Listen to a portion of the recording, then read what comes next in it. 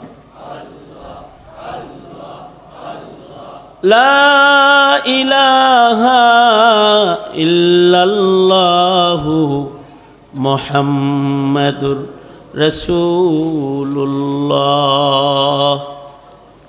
এই পুল সিরাতের পুল কিন্তু আব্দুল্লাহ ইবনে রওয়াহার খালি পার হওয়া লাগবে না, আমাদেরও পার হইতে হইব।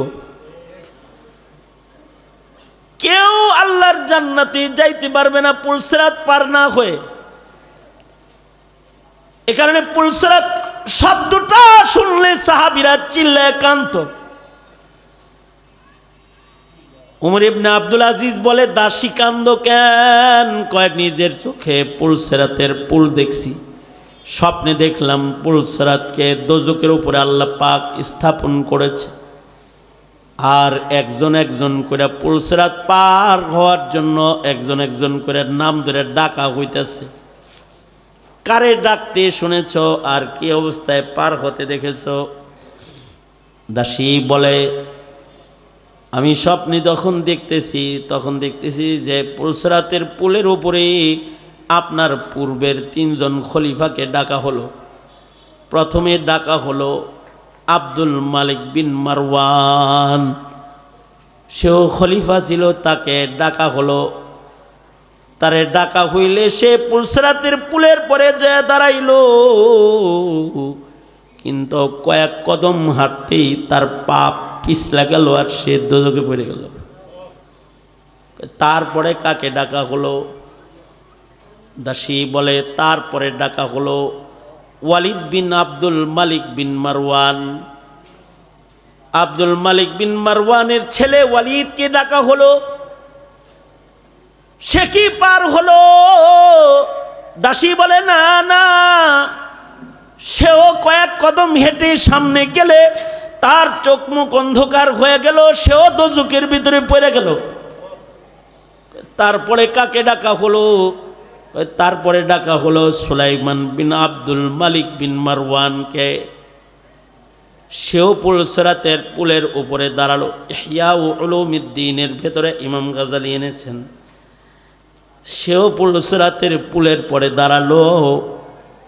কয়েক কদম চলতে চলতে সামনে গেলে ঠিক দোজখের মিডল পয়েন্ট পর্যন্ত যখন গেছে, তখন সুলাইমান বিন আব্দুল মালিক মারওয়ানেরও পাপ পিছলা গেল, সেও দোজখের ভিতরে পড়ে গেল। উমর ইবনে আব্দুল আজিজ বলে, তারপরে কাকে ডাকা হলো? দাসী বলে, আমিরুল মুমিনিন, তারপরে আপনাকে ডাকা হলো। উমর ইবনে আব্দুল আজিজ, কই আসো। এই কথাটা শোনার সাথে সাথে উমর ইবনে আব্দুল আজিজ একটা চিৎকার দিয়ে বেহুশ হয়ে জমিনের ভিতরে পড়ে গেল। দাসী উমর ইবনে আব্দুল আজিজের কানের মধ্যে চিল্লায় চিল্লায় বলে, আপনারে ডাকা হয়েছে, এইটুক শুই নেই, বেহুশ হইলেন কেন? উমর ইবনে আব্দুল আজিজ, আল্লাহর কসম ও আমিরুল মুমিনিন, আপনাকে ডাকা হলে আপনি যখন পুল সিরাতের পরে গিয়ে দাঁড়ালেন, আপনার ইবাদতের নূরের আলোয় দোজখ কাঁপতে লাগলো, আর আপনি নিরাপদে বিজলির মতো পার হয়ে জান্নাতে চলে গেলেন। চিল্লায়া চিল্লায়া দাসী বলতেছে, কিন্তু ওমর ইবনে আব্দুল আজিজের কোনো হুঁশ নাই, বেহুশ অবস্থায় পড়ে আছি। পানি দেওয়া হলো, মাথায় পানি দিলে, চোখে মুখে পানি দিলে, অনেক লম্বা সময় পড়ে ওমর ইবনে আব্দুল আজিজের হুঁশ আসলে ওমর ইবনে আব্দুল আজিজ প্রথমেই দাসীকে খুঁজে বলে, আয় দাসী, আয় দাসী, আমারে যে ডাকা হইল তারপরে কি হলো এটা তো বললা না।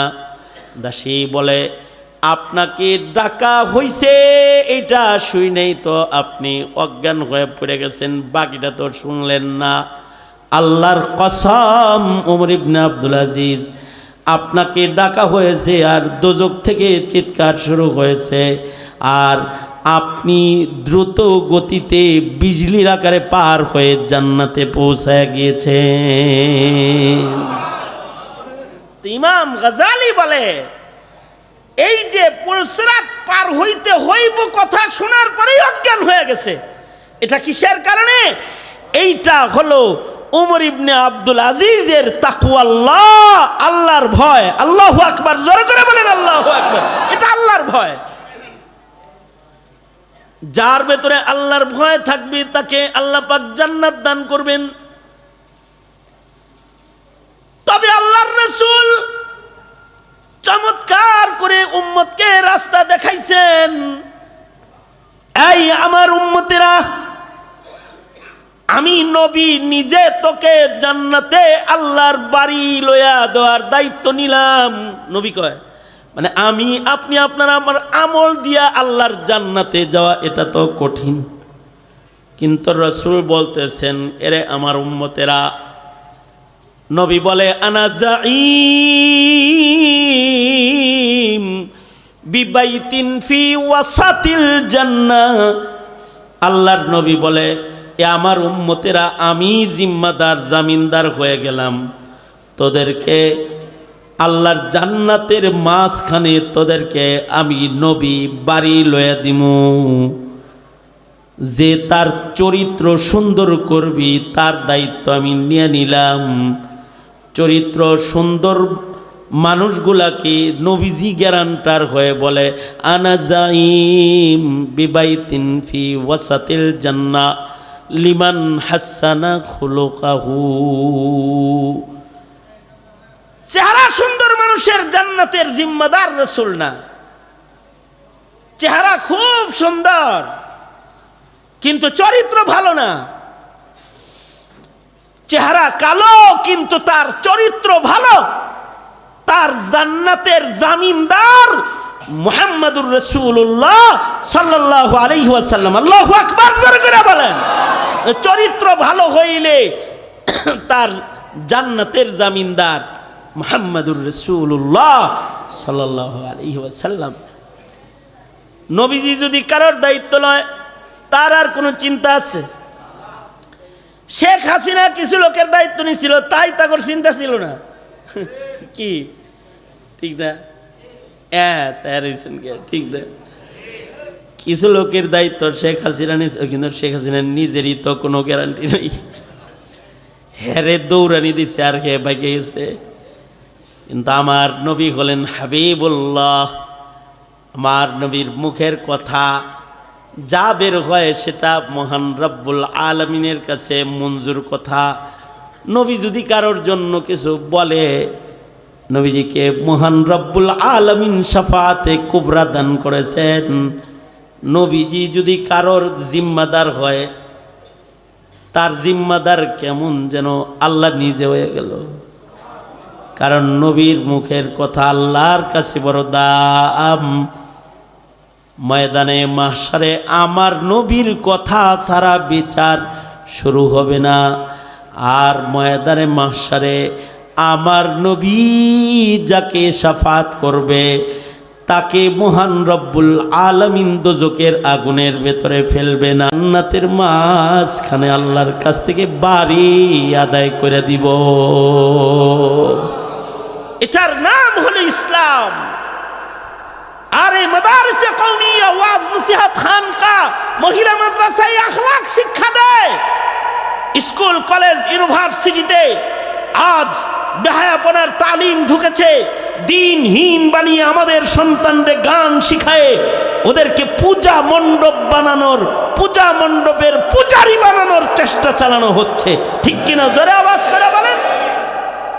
সুতরাং চরিত্র গঠনে, আখলাকি মানুষ গঠনে মাদ্রাসায় কওমিয়ার অবদান, এটাকে স্মরণ রাখতে হবে।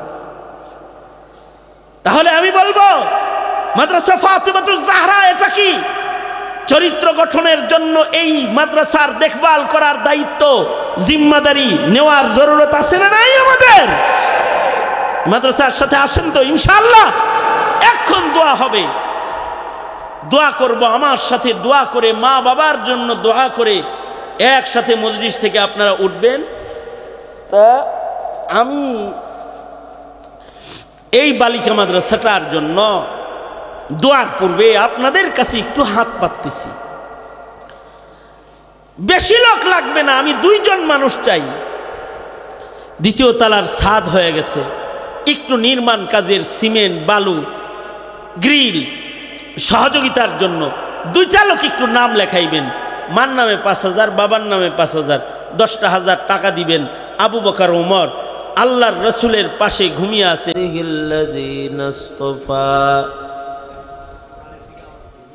আম্মা বাদু ফাআউযু বিল্লাহি মিনাশ শাইতানির রাজীম। বিসমিল্লাহির রহমানির রহিম। وسارعوا إلى مغفرة من ربكم وجنة عرضها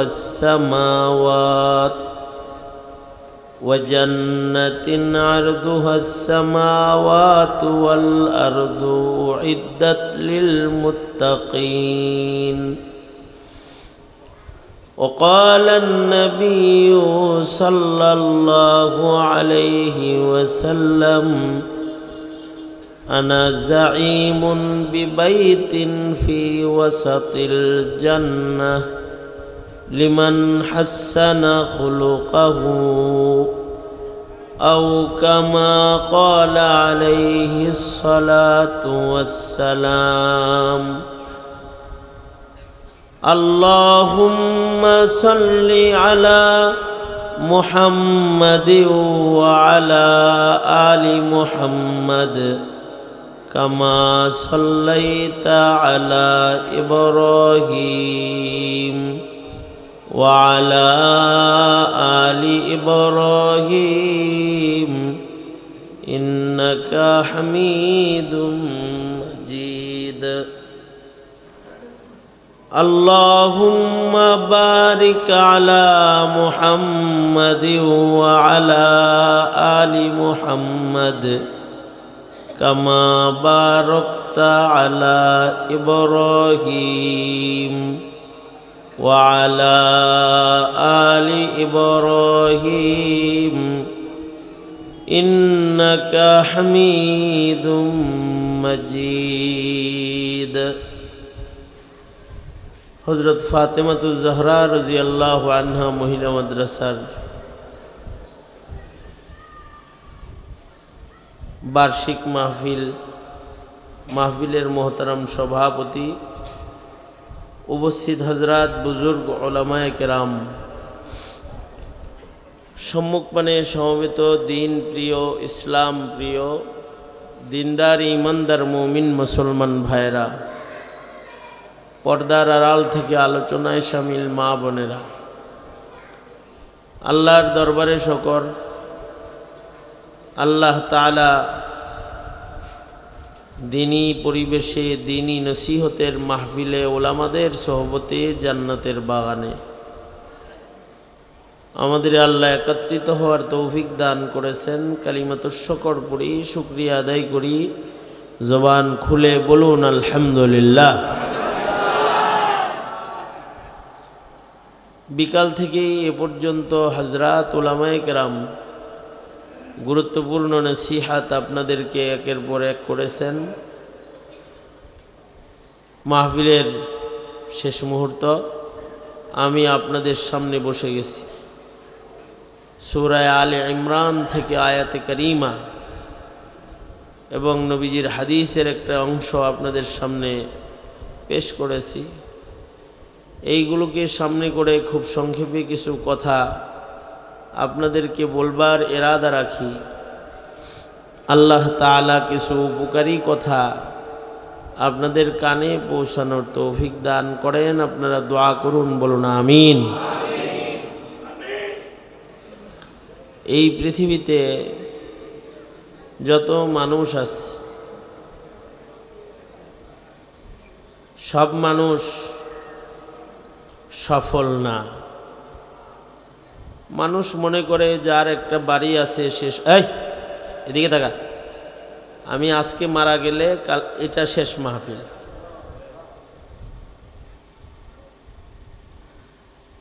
এমনও হইতে পারে যে আমি থাকবো না, কোনোদিন আর আমারে পাওয়া যাবে না, হইতে পারে না এরকম? বছরে একবার আসা হয়।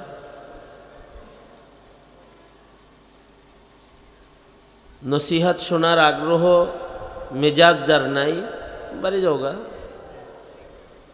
কিন্তু এখানে যারা বসতে হবে, মোহাব্বত সহ কিছু কথা শোনার নিয়তে বসলে আল্লাহ উপকার দিবে। ফালতু বসে থাকলে সময় নষ্ট হবে।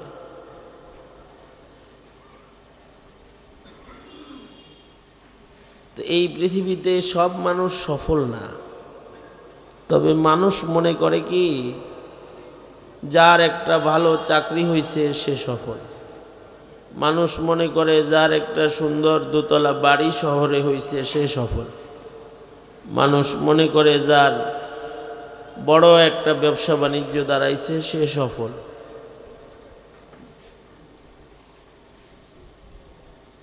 দুনিয়ার জীবনের অর্জনগুলা মানুষের জিন্দেগির আসল সফলতা না।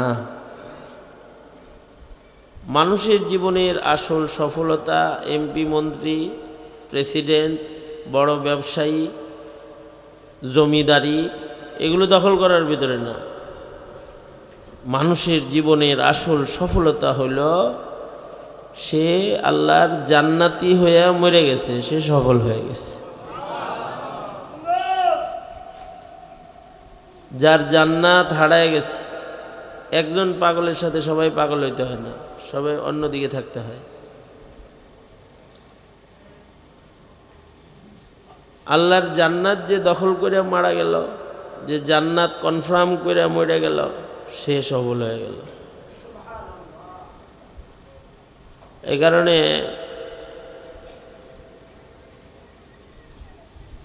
হায়াতে মৃত্যুর আগে জান্নাতটা নিশ্চিত করা, এটা হলো একজন মুমিনের আসল টার্গেট। আর এই টার্গেট ফিল আপ করলে মুমিন সফল। এই টার্গেটটা ফিল আপ করলে,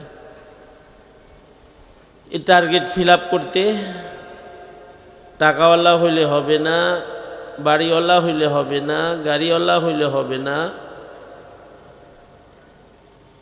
বড় নেতা নেতৃত্বের চেয়ারওয়ালা হইলে হবে না। এইটা ফিল আপ করার জন্য প্রত্যেককে আল্লাহওয়ালা হইতে হবে। কি হইতে হবে? আল্লাহওয়ালা। যে আল্লাহওয়ালা হয়ে যাবে তার কোনো চিন্তা নাই। আলা ইন্না আউলিয়া আল্লাহ, আলা ইন্না আউলিয়া আল্লাহি লা খাউফুন আলাইহিম ওয়ালা হুম ইয়াহজানুন। যারা আল্লাহওয়ালা হয়ে যাবে তাদের কোনো দুশ্চিন্তাও নাই, তাদের কোনো ভয় নাই, তাদের জান্নাত কনফার্ম, দুনিয়ার জিন্দিগিও সফল, আখিরাতও তাদের সফল। আল্লাহওয়ালা হইতে ইমানদার হইতে হবে, আল্লাহওয়ালা হইতে মুত্তাকি হইতে হবে। আল্লাযীনা আমানু ওয়া কানু ইয়াত্তাকুন। যারা মুত্তাকি হবে তারা আল্লাহওয়ালা।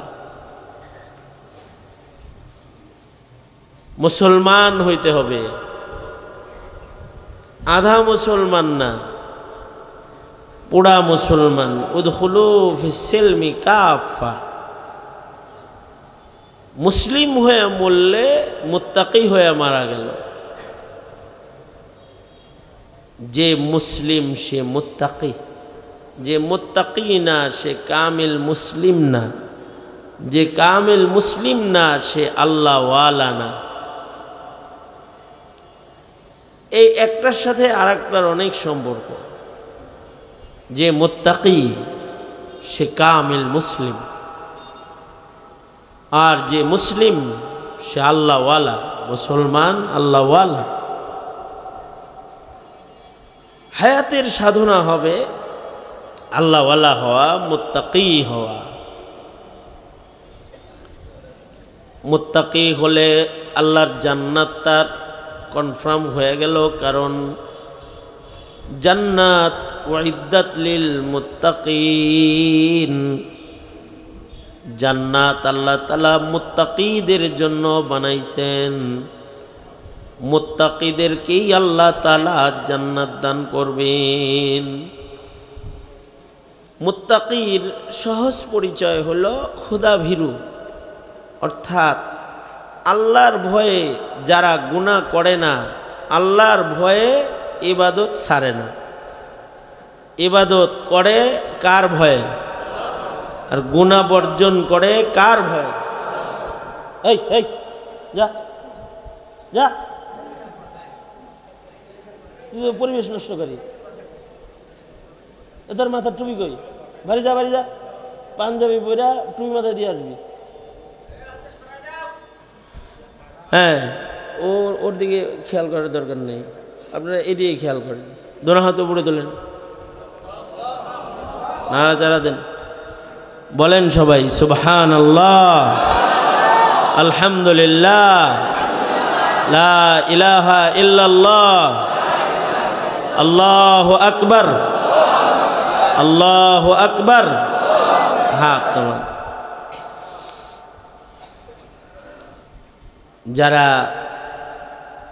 যাদের স্বাভাবিক আকল নাই তাদের